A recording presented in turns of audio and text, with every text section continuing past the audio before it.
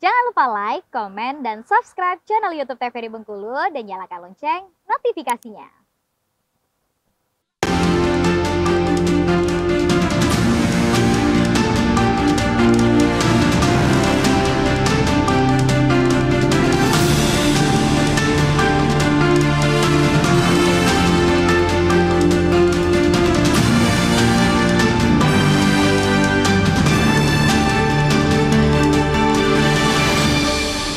Baik pemirsa, kembali di Beranda TVRI Bengkulu untuk sore hari ini. Tema kita masih yang sama, tentunya kita berbincang mengenai menciptakan pendidikan berkualitas. Dengan narasumber kita ada Bapak Idi Arman selaku Kapsek SMPN Negeri 22 Kota Bengkulu, dan juga ada Bapak Profesor Sudarwan Danem selaku akademisi. Kita berbincang lagi bersama dengan kedua narasumber kita. Yang pertama ke Pak Idi Arman kembali selaku Kapsek untuk SMPN Negeri 22 Kota Bengkulu tentunya. Nah, apakah pertanyaan berikut ini mengenai tenaga pengajar dan juga guru tentunya ya. Untuk tenaga pengajar, guru dan lain sebagainya, serta fasilitas dan juga hal-hal yang pendukung di tempat sekolah tersebut, itu mempengaruhi juga nggak sih Pak untuk kualitas pendidikan untuk siswanya itu sendiri? Ya, jadi ada beberapa faktor. Yang pertama siswa dalam sebuah pembelajaran itu memang dia harus siap belajar. Yang kedua, itu ada faktor guru. Guru siap untuk memberikan materi pembelajaran. Baik itu materi pokok maupun untuk penanaman karakter. Yang ketiga, fasilitas yang ada juga harus termanfaatkan. Bahkan ini kalau bisa terpenuhi fasilitas itu. Tapi kalau tidak, menggunakan prinsip tidak ada rotan, akar pun jadi gitu kan. Nah, yang keempat, lingkungan. Lingkungan sekolah, masyarakat lingkungan sekolah juga mendukung itu. Nah, ini semua akan ada pengaruh dalam pembelajaran. Akan tetapi yang paling dominan sekali itu antara siswa dan guru. Ketika siswa siap belajar dan guru siap memberikan materi pelajaran, maka ini pengaruh yang besar. Nah, jadi pengaruh daripada fasilitas sarana prasarana memang ada, tapi yang paling utama itulah guru dan siswa. Sejauh mana dia mau melaksanakan pembelajaran yang diinginkan. Untuk guru dan tenaga pengajar sendiri, apakah mereka harus mengupgrade diri sendiri untuk misalnya jangan sampai nantinya lebih pintar muridnya daripada gurunya gitu Pak? Ya benar. Sekarang di era digitalisasi, guru mesti senantiasa belajar. Guru itu tidak puas dengan ilmu yang ada. Jadi senantiasa mengikuti perkembangan zaman, perkembangan global seperti apa di negara tetangga, di internasional seperti apa itu harus diikuti. Kalau tidak, kita akan ketinggalan zaman. Nah, karena itu yang namanya guru tetap senantiasa juga harus belajar. Menggunakan teknologi, apalagi yang sekarang ini ya, teknologi canggih, zaman digitalisasi juga harus diikuti. Baik. Nah, kita beralih ke Pak Sudarwan Danem selaku akademisi ini ya.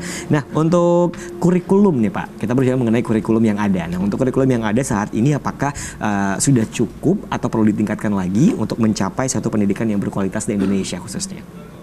Ya, sebenarnya tafsir tentang kurikulum ini sejak COVID-19 agak berbeda dengan tafsir kurikulum sebelumnya kan. Kalau di kurikulum sebelumnya itu yang disebut dengan kurikulum nasional itu kan secara relatif seragam di seluruh Indonesia. Ketika ada COVID kemarin kan juga ada kurikulum darurat, ya. Ada juga kurikulum nasional dan guru sebetulnya diberi peluang untuk akan menggunakan yang mana. Betul. Tapi sekarang ini sudah ada lagi istilahnya kurikulum merdeka. Jadi ada kurikulum merdeka, ada kurikulum darurat, ada kurikulum nasional. Yang secara substantif sebetulnya faktor guru itu juga sangat dominan untuk memutuskan materi apa yang akan dipilih. Kalau dari segi lingkup materi, sebetulnya kurikulum kita sudah sangat komprehensif. Bahkan sudah barangkali gitu ya melebihi beban belajar yang sungguhnya. Tinggal lagi seperti yang dikatakan oleh Pak Idi Arman tadi, apakah guru benar-benar bisa secara selektif untuk menentukan mana materi primer dan mana materi sekunder. Mana materi yang harus diajarkan di kelas dan mana juga materi yang sebetulnya bisa dipelajari sendiri oleh anak di luar kelas. Sebab kalau beban kurikulum itu semuanya harus dipompa oleh guru untuk bisa diserap oleh Anak. para siswa, sampai kapanpun juga tidak akan tercapai. Betul. Kecuali pada sekolah-sekolah yang memang disiapkan untuk itu. Misalnya sekolah-sekolah yang jam belajarnya jauh lebih lama dibandingkan dengan sekolah-sekolah konvensional. Di sekolah-sekolah yang jam belajar jauh lebih lama, mungkin ruang yang tersedia bagi guru untuk menyampaikan materi itu jauh lebih besar dibandingkan dengan di sekolah-sekolah konvensional yang agenda belajarnya mengikuti alur pemerintah begitu. Nah, di sekolah-sekolah khusus kan mereka punya cara sendiri untuk bagaimana membelajarkan siswa. Mulai masuknya pagi, pulangnya sore begitu ya, dan sangat mungkin juga ada kegiatan ekstra lain yang bisa mendukung. Oke, nah berarti di sini kita bisa tangkap bahwa jam belajar itu mempengaruhi untuk terciptanya pendidikan berkualitas tentunya. Kalau jam belajarnya lebih lama, mungkin akan tercipta lebih baik untuk pendidikan berkualitas, atau jam belajarnya berkurang atau sedikit, itu akan mempengaruhi juga terjadinya pendidikan berkualitas. Ini kan tergantung pada filosofinya.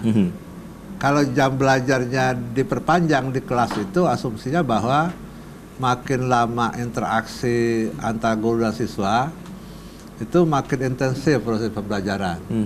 Tapi sebetulnya tren kurikulum merdeka itu sebetulnya ingin mengurangi Jam belajar. interaksi yang intensif antara guru dan siswa di kelas. Sebetulnya. Karena harapannya belajar yang sungguhnya itu tumbuh dari dalam diri siswa itu sendiri. Sehingga ada istilah less is more.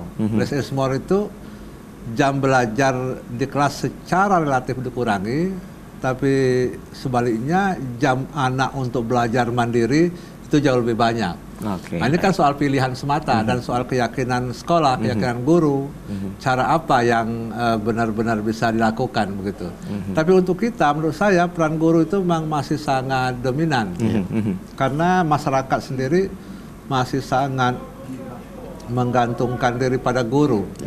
Sebab rata-rata masyarakat tidak cukup kemampuannya untuk memberikan pendidikan tambahan di rumah bagi anak-anaknya. Di samping juga tidak punya waktu karena kesibukan dan lain-lain. Oke, baik. Kita beralih ke Pak Idiarman ya.